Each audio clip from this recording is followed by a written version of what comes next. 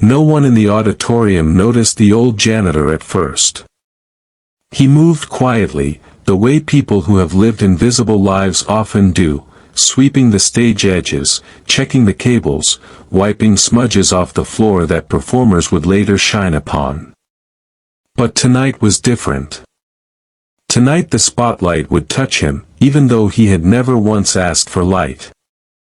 It began with a mistake, a simple, almost comical mix-up that destiny seemed to orchestrate with perfect timing.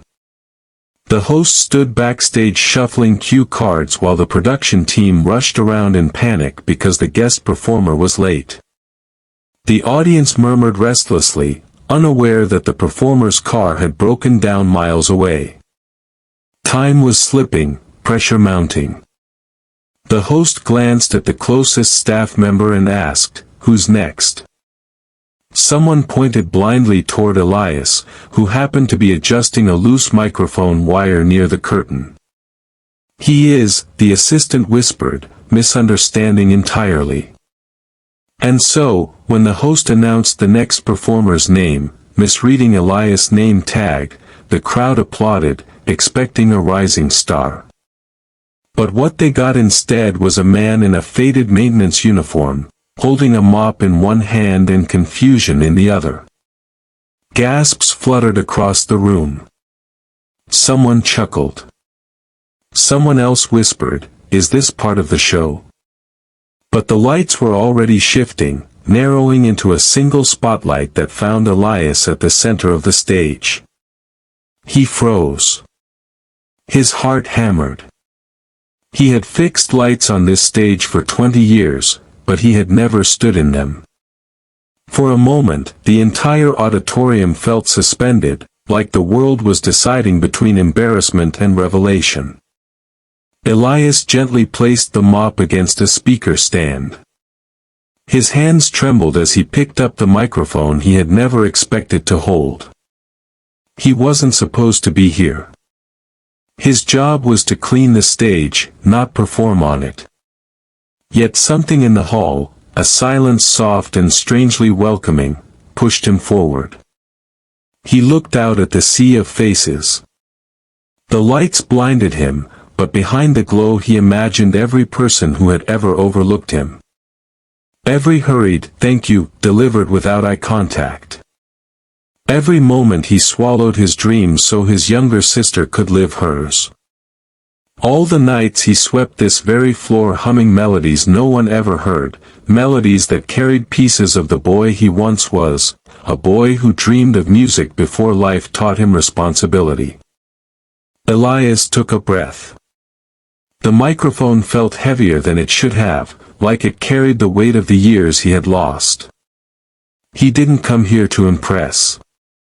He didn't want fame. He just wanted to survive each day, pay the bills, keep the theater running, and make sure his sister never felt the hunger he felt growing up. But the song he held inside him was older than fear. The first note left his mouth like something ancient awakening. Soft, trembling, cracked at the edges, but pure. The sound rolled across the room, and conversations died instantly. People leaned forward.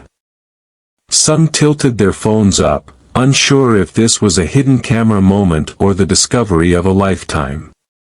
He sang not with polish or technique, but with a soul bruised yet unbroken. Every word carried stories he never told, the years he worked double shifts, the sacrifices he made so his sister could go to school, the dreams he buried to keep her safe.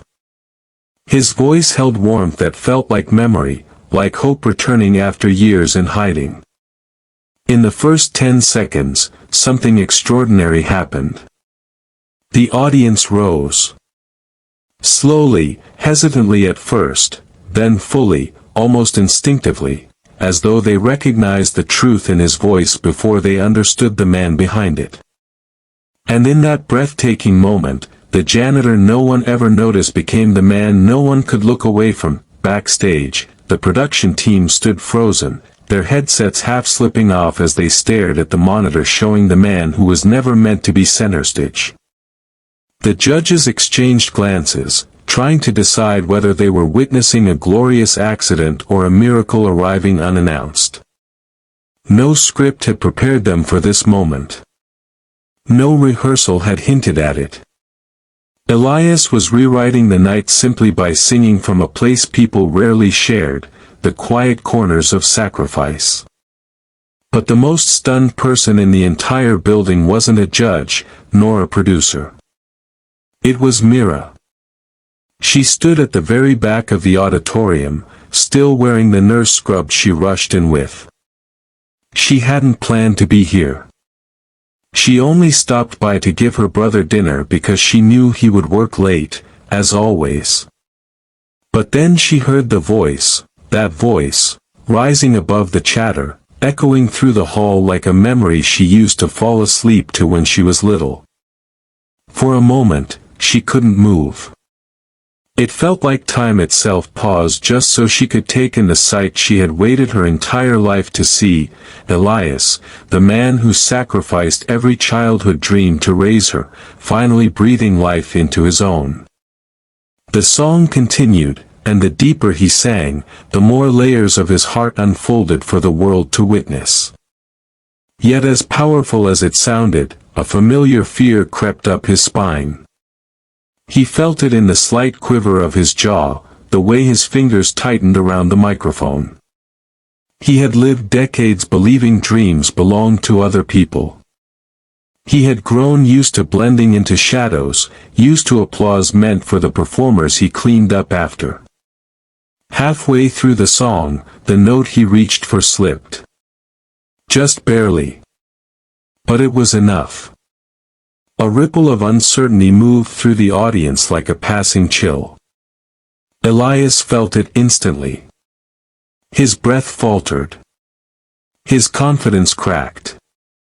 His old, painful belief whispered, "You don't belong here."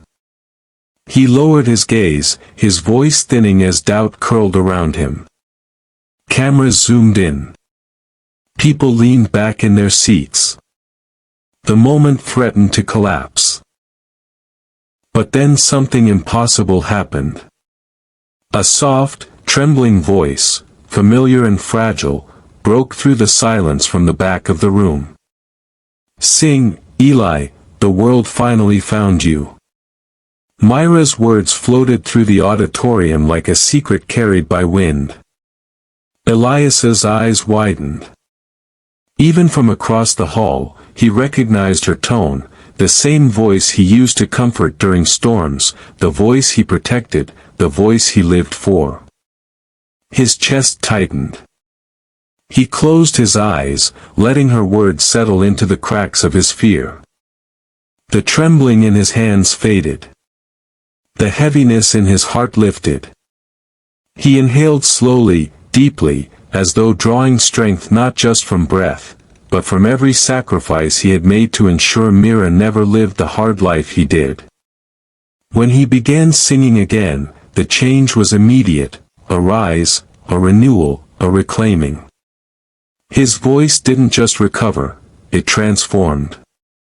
It carried ache, hope, survival, and a lifetime of unspoken stories. People felt it.